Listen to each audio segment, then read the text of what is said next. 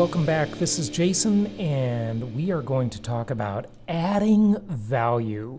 You know, this is one of the most exciting areas of real estate, and it mostly applies to commercial real estate. Or at least in terms of what we're going to talk about today. You know, there are many ways you can add value with residential real estate, residential investment real estate, but we're going to focus on the concept of increasing income and what that means when you have a certain cap rate in terms of the value. Now, remember, we did discuss cap rate or capitalization rate, so we're going to dive into that today and really explore this. But one thing I do want to say before we get started is one of the reasons I like residential investment real estate so much, and listen, I own both, and I have owned both that I don't own now, but currently, at the time of this recording, I have apartments, I have single-family homes, and I love them both. For different reasons. You know, there are advantages and disadvantages to each.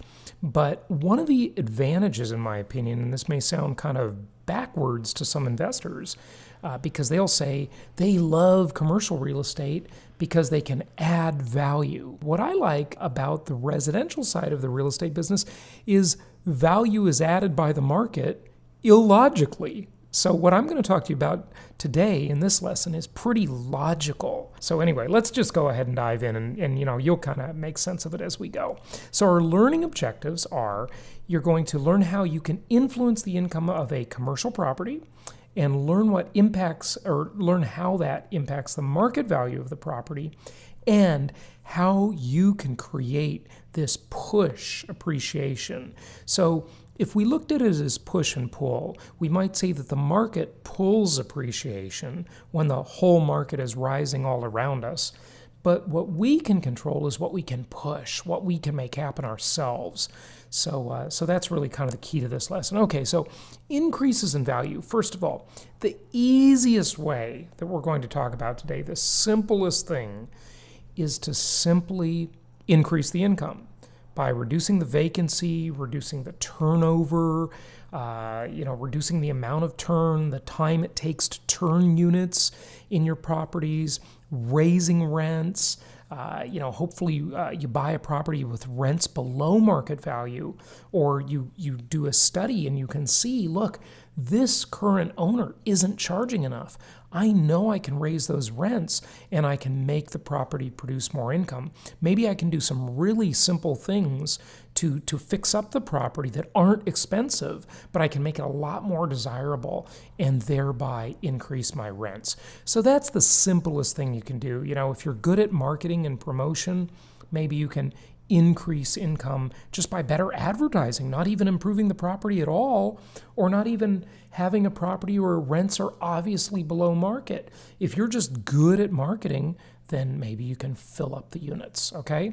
So that's one way. But another way, and this has made a lot of people a lot of money over the years, is to look for new sources of revenue.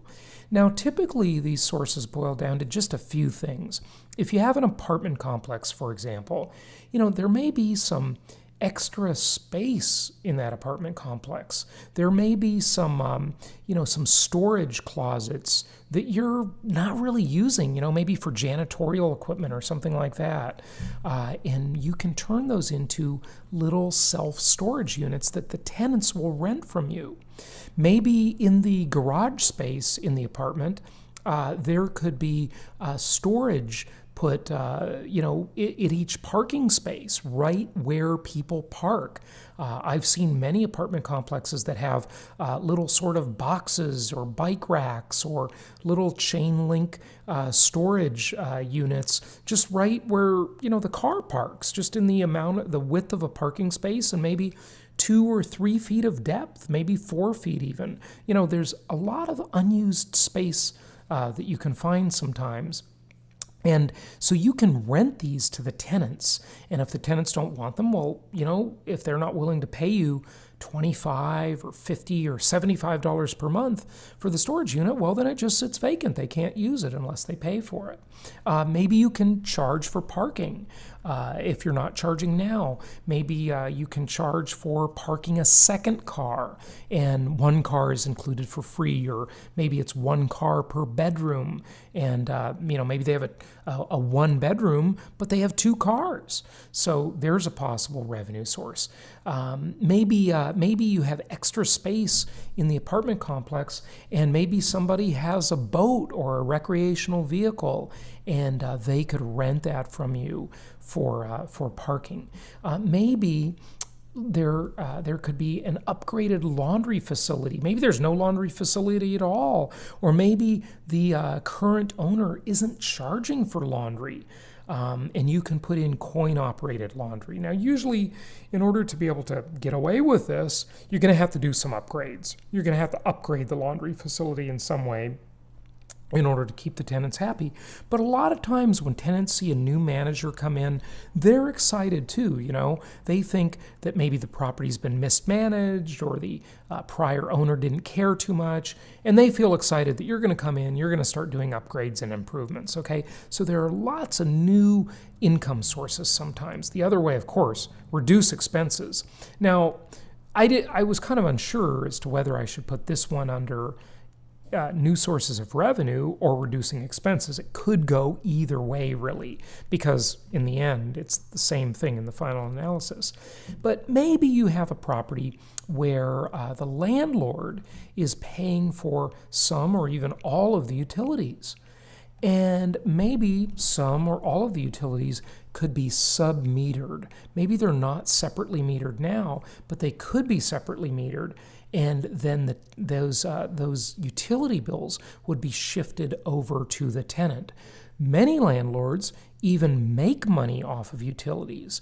They can sign a deal with utility companies, cable TV companies, satellite TV companies, etc., and bring in those services at one sort of bulk price, but then resell them to their tenants at a higher price, at a retail price. So they can buy them wholesale, essentially, and sell them retail to the tenants. Internet service could be that way too. There really is no end. The only end is what's possible in your area based on the physical and logistical issues, the regulatory and legal environment, and your imagination. So there are always additional revenue streams that you can find out there. Income level, how does it impact market value? Well, this is where it gets pretty exciting, okay? So we talked before about capitalization rate, and for short, we call that cap rate, right?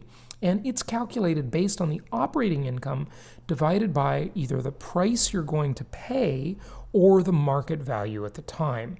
Now, why do I say or? Well, I explained this in the module where we talked about, or the lesson where we talked about cap rate. But basically, it depends on whether you're buying the property or whether you own the property already. Because, of course, the market value might be different than your purchase price. Hopefully it is, and hopefully it's in the advantageous way, right? In other words, market value is higher than what you're actually paying. So increasing operating income will increase the value, and so will reducing expenses. Okay, so either way, increase the income, reduce the expenses, but the bottom line, that's what matters. In commercial real estate, it's much more empirical, and it's much more defined and specific. Now, some people really thrive in that kind of environment and like that sort of very logical, analytical approach to things. But as I said at the beginning of this lesson, one of the things I like about my residential properties is that they aren't so analytical. So things can get way out of sync when the market is going up and it's just being stupid, basically. Well, you can profit from that stupid market, and that can be very good for you. But either way, You can add value with commercial properties. With residential properties, you can just benefit it by an illogical, frothy market. And things do get frothy in commercial real estate too, but to a lesser degree because it's more tethered to the logic of the income the property produces. So the takeaway here is that commercial properties are purchased by investors, and so investors tend to be, not always, or at least people that call themselves investors. Humans are not exactly logical creatures in any environment. They will make decisions emotionally, even on commercial properties, and then they will rationalize them with logic after they do that. You remember the last time you bought that sporty, swanky new car? That's exactly what you did. You probably didn't need all of the great features it had, but you rationalized it after you bought it, or as you were buying it, with your logical mind. So we've always got the right and left brain competing for our attention, and that's just the way human nature is. But income is the primary concern. Cash flow, that's what it's about when you're looking at investment properties. So how do we create this push appreciation? Well, we're going to increase the income, and when the operating income is higher, it amplifies the valuation by the cap rate. So here's an equation you're really going to like, okay? So pay attention to this. This is where the rubber meets the road. This is where it gets exciting. So remember, operating income, the change in operating income, and then you blend that with a cap rate. Here's an example. If you have a property, and it doesn't have to be a very big property to make a pretty big difference in your bottom line. So say, for example, you have a little apartment building. Say it's a 10-plex, okay? Just a little 10-unit apartment complex. No big deal, right? Not a big property. And you can increase the income by $10,000 per year. Now think about that. With 10 units, you somehow have to figure out a way to get $1,000 per year, only about $80 a month out of each of those units. Maybe the rent can be increased by $50 a month, and you can gain another $30 a month on a per unit basis through some of the things we discussed, submetering, laundry, parking, whatever, right? So you've increased it by $10,000 per year, but if your cap rate is 10%, you multiply that times 10 and you increase the value by $100,000. Pretty darn cool, isn't it? So that is the beauty of this type of thing. But remember, just as you did that, hopefully for them, not for you, but the owner that did this prior to your purchase of this property and your evaluation of the property, they might have already done that. So you got to pay them for the way they increase the value. So it doesn't necessarily mean that you can always increase value. Sometimes you can't. Sometimes value compresses because rents are getting soft, or the tenant turnover is higher, or you have longer vacancies. So it can go both ways. Just always know that. So we're going to use not Zillow this time. We talked a lot about Zillow in the past. We're going to use a website you may not have heard of. It's called Loopnet. And Loopnet is like the multiple listing service for commercial real estate. It's a pretty cool website. At the time of this recording, you can either get a free membership or a paid membership. It's a pretty handy website. This is really easy. You just go to loopnet.com and you just enter the type of property you're looking for, okay? Whatever you're researching, what type of property is it, okay? What area, etc. And then you're going to take a look at this property. Now, there's a lot more details here than you're going to see in your residential property, because here, as you can see on the screen, you have the price. And so this one in Portland, Oregon is $11 million and change. And the building size is almost 41,000 square feet. It's 68 units, and it's a 5.5 cap rate. And the property type is a garden style apartment building, a low rise. Garden style is usually, 2 or 3 stories is all. No elevators a lot of times. And so this property is obviously older. It was built in 1950, extensively renovated in 2013 and 2014. Then you can see the unit mix and all kinds of stuff about it. Now, the largest apartment complex I ever owned, and I did own this with a partner, was 125 units. And so you can kind of get a feel. I've owned little 10 and 11 unit apartments. I've had fourplexes, single family homes, kind of the whole variety there. So there are advantages and disadvantages to each. That's the important thing to remember. But select the property you want to view, okay? Take a closer look at the property, look at some of the details about it. So here we selected that $11 million one that I talked about. And then you'll see that the listing includes some financial estimates. Now remember, all of these numbers are bogus. No, not necessarily. Well, they might be. They might be. You can never rely when you're purchasing one of these properties on the owner's numbers. You have to do your own calculations. And your own calculations are based on your due diligence. Your due diligence that you do, which is a smaller part of it before you enter into the agreement. But afterwards, when you have what's known as the free look or the due diligence period, that's when you'll get the rent roll and all the documents from the owner, and you'll really have to comb through them. It's quite a bit of work, okay? So you really have to look at this with a kind of a skeptical eye and be a detective in doing this.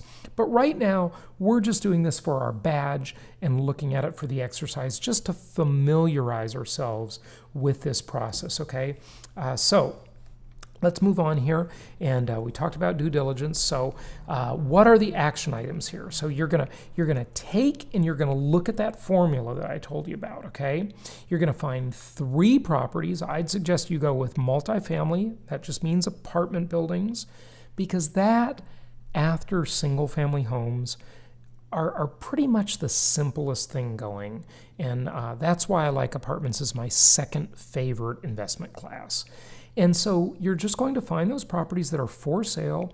You're going to calculate the added value based on the advertised cap rate. Now, meaning that's the owner's number. It's not your number. So you're just going to take their number as though it were the gospel. You would not buy the property that way. But for the exercise, it's fine to do that for your badge. And then you're going to add $1,000 worth of additional monthly income to the property, which is what? $12,000 per year, obviously.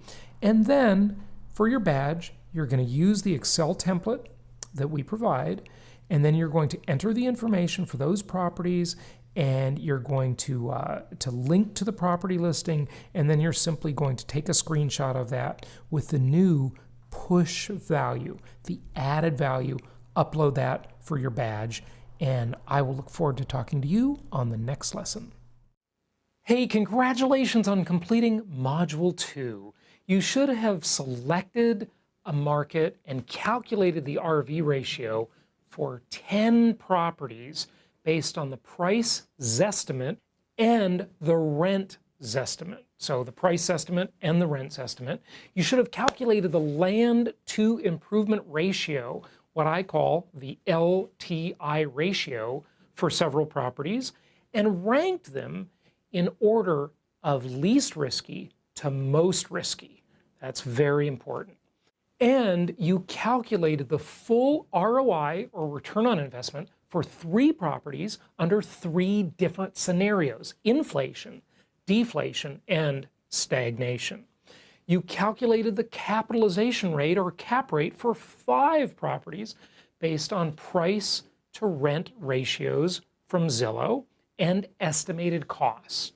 You calculated the cash on cash return for 3 properties under those 3 scenarios as well. Remember, inflation, deflation, stagnation.